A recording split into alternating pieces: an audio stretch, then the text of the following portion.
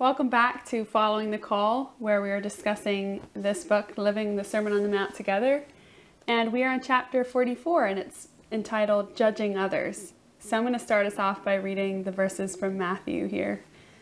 Do not judge, or you too will be judged. For in the same way you judge others, you will be judged, and with the measure you use, it will be measured to you. Why do you look at the speck of sawdust in your brother's eye and pay no attention to the plank in your own eye? How can you say to your brother, let me take the speck out of your eye, when all the time there is a plank in your own eye? You hypocrite! First, take the plank out of your own eye, and then you will see clearly to remove the speck from your brother's eye. Great analogy. Mm-hmm. Like, what do you think they mean? What do you think Jesus meant by a plank? An absolute 2x4? I mean, that's just a huge contrast between the plank and the speck to begin with. So I think that should immediately give us pause with this verse. Right, and I think we do. It's not that we don't want to help our brother or sister out if they have a speck in their eye, because specks in your eye are painful. I think the plank really here is talking about the way in which we approach someone. Yeah. If we approach them in a judgmental, looking down your nose, or feeling superior, or feeling that you have a monopoly on what it means to be a good person or to be a follower of Jesus, you're not going to be able to actually help a person. If we think about the people who've helped us in our lives, it's not people who come honing in, with lots of advice and suggestions for improvement. It's people who come to us in humility, knowing that they themselves might be wrong, knowing that they themselves are imperfect. And those are the people who are then able to, gently provide correction in our lives. Yeah. So I think, we don't like it when other people judge us, but I think each of us experiences how judging others is basically a default. It's a default mode. I was remembering this commencement address that David Foster Wallace, the author, gave back in 2005, very famous, called This is Water. And basically this idea that we are just very self-centered people because everything that we experience happens to us. We only can see stuff from our perspective. That's just how we're made. It's hardwired into us to see the world from our perspective. So yes, and then we have to use that to have empathy. So say for example you're in traffic, right? Mm-hmm. And somebody's really slow in the lane in front of you. For me at least, I find it extremely irritating, and I start thinking not nice things and saying not nice things about the person. And it takes effort to reframe it and think, maybe this person had a bad experience driving. They're scared or they're just trying to enjoy the day. But if you can only see things from your perspective, it's really hard.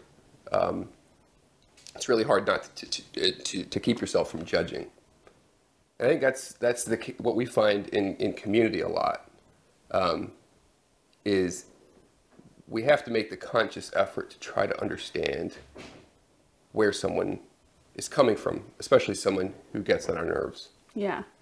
I thought particularly the first passage that from Dostoevsky that was quoted here was really good. And the sentence that especially struck me was, if I had been righteous myself, perhaps there would have been no criminal standing before me. And to me, that kind of encapsulates this chapter, because other authors go on to lend good insights, but right there, it's just really basic. It comes down to when you're bothered or irritated or see something wrong with someone else, the first response should be like, where can I change? And I think that is kind of the theme that comes through here as well, through different approaches. Yeah, Anthony DeMello, the question to ask is not what's wrong with this person, but what does this irritation tell me about myself? You know, we all of us should take a moment to think about the person that irritates us the most, and then think about why it is that they irritate us. Yeah. Search for the person's defects in your own heart and in your unconscious mind, and your annoyance will turn to gratitude that his or her behavior has led you to self-discovery. You know, it might sound a little froofy or whatever, but I do think, like, by taking time, by not reacting in a default mode, we can often come to understand someone better, think the best of them, think the best of what they may be doing, and you know, in that way, bring peace to a situation. Yeah. The one question I had for you, just your thoughts on that, is do you think there's a distinction between, you know, how the social climate really tries to push an agenda of like treading very carefully around people's feelings and trying at all costs to protect somebody's potential feelings based on the social stratification or where they land in a social setting, that it's just like this emphasis on that versus maybe seeking the truth. Like, what's the distinction there? And like, obviously the gospel approach is very different than that. Right. So it's this tolerance that, you know, speaks about your truth, my truth. Right. And we should all joyfully just accept each other's proclivities and behaviors. I don't think that is what this passage is saying at all. And it's, as we discussed in the beginning, you know, Jesus isn't saying don't correct your brother or sister.